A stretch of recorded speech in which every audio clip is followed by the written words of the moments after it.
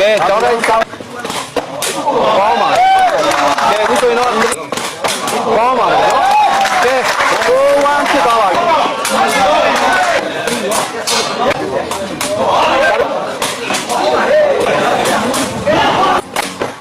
ကောင်းပါလေနော်ကဲအခုဆိုရင်တော့ကဲကျောင်းတိုင်းစာပေကတော့တောက်လျှောက်ကိုပေါက်နေပြီနော်ဒီချင်းတော့ပေါက်သွား1တက်ပါဗျာနော်စပစ်ပါဗျာ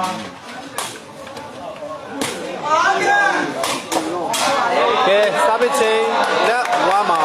စတယ်ဒီလိုကိုကြောကြီးကောင်းတယ်ဗျာဘာရောကိုဘာကောင်းရောစစ်တွဲပါနော်တဲ့တို့ပြော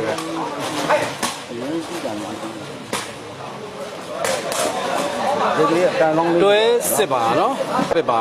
ကဲမိုးကြီးကတော့တက်လာပြီဗျာနော်ရာသီဥတုကတော့အားလုံးကြိုက်ပါဝိုင်းဘူး